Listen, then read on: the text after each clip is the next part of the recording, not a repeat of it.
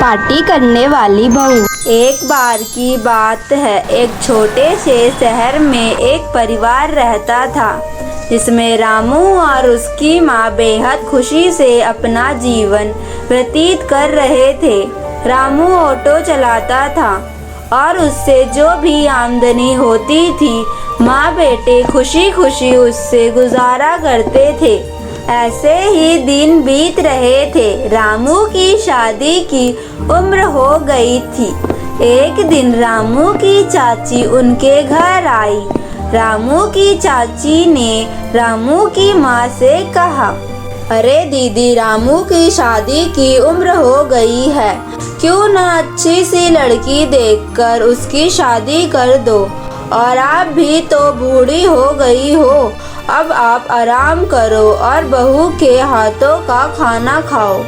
यह सुनकर रामू की माँ बहुत खुश हो गई और बोली, अब मुझे रामू की शादी कर देनी चाहिए, आखिर कब तक कुंवारा रहेगा।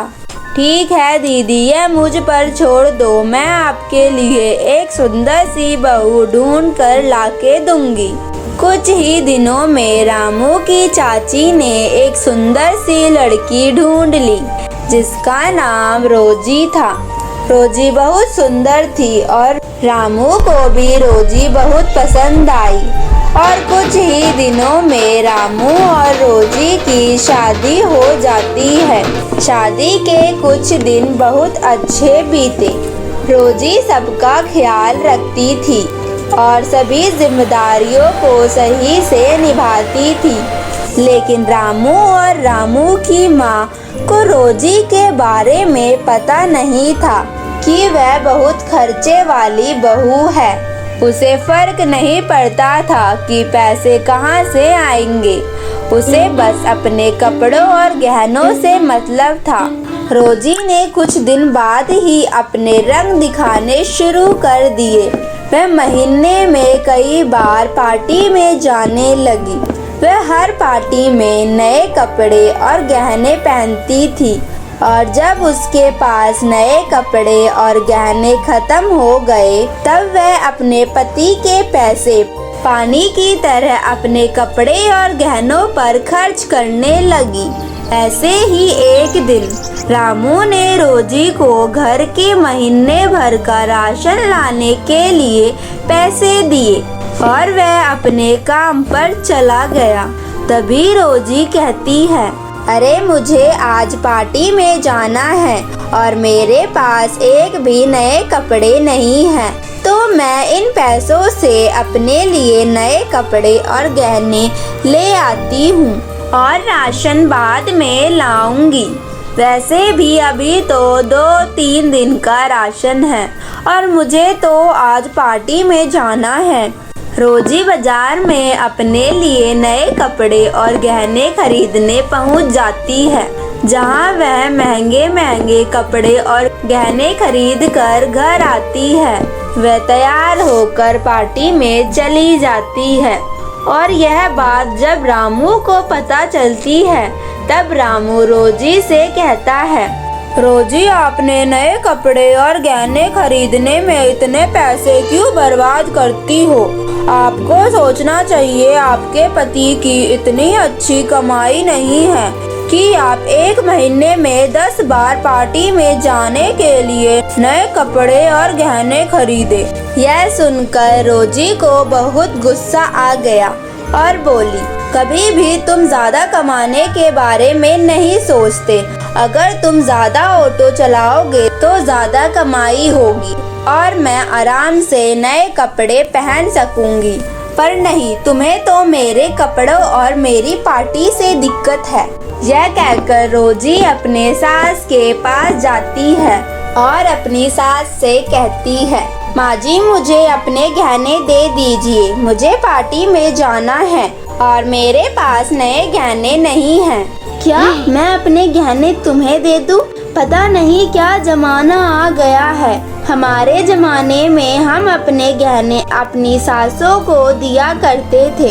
अब के जमाने में सास को ही अपने गहने बहू को देने पड़ रहे हैं। रामू की माँ रोजी को अपने गहने दे देती है और रोजी तैयार होकर पार्टी में चली जाती है। रोजी के जाने के कुछ ही देर बाद रामू की चाची आ जाती है और रामू की माँ से बैठकर बातें करने लगती है। तभी रामू की चाची कहती है, और बताओ दीदी, रोजी घर सही से संभाल रही है ना? क्या बताऊं, अगर ऐसा ही चलता रहा तो हम सड़क पर आ जाएंगे। क्यों, क्या हुआ? फिर रामू की माँ ने सारी बात रामू की चाची को बता दी। यह सुनकर रामू की चाची ने कहा, दीदी आप चिंता मत करो, अब हम रोजी को सबक सिखाएंगे। फिर रामू की चाची ने रामू की माँ को एक प्लान बताया और रामू की चाची घर का सारा राशन अपने घर ले गई और थोड़ी देर बाद अपने सभी कपड़े और गहने रोजी की अलमारी और राशन के डिब्बों में नए नए गहने रख दिए और रामू की माँ से कहा, अगर रोजी आपसे पूछे तो आप उसका जवाब अच्छे से देना। फिर रामू की मौसी वहाँ से चली जाती है और रोजी पार्टी से घर आती है। वह अपनी अलमारी अपने गहने रखने के लिए खोलती है। उसकी अलमारी में नए गहने और नए कपड़े थे, जिसे वह देखकर खुश हो जाती है।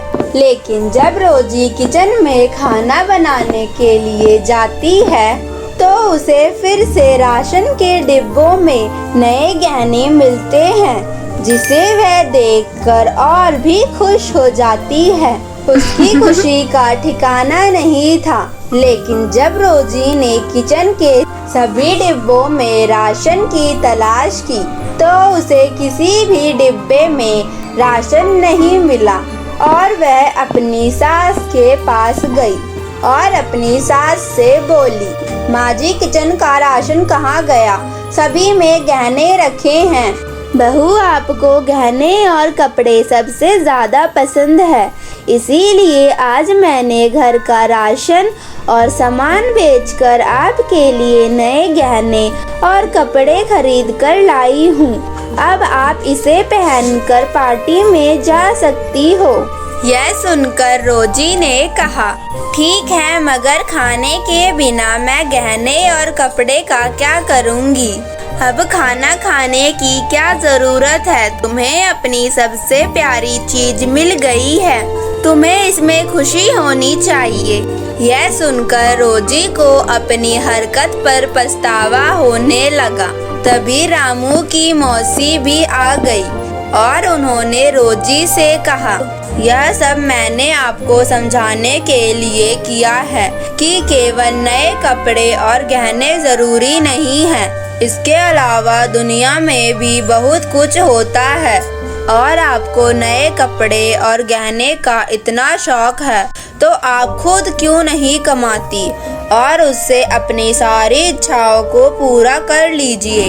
सारी बातें सुनने के बाद रोजी को अब सब कुछ समझ में आ गया और अब से उसने फिर कभी भी ऐसा नहीं किया और अपनी पति के कमाए हुए पैसों में खुशी खुशी रहने लगी।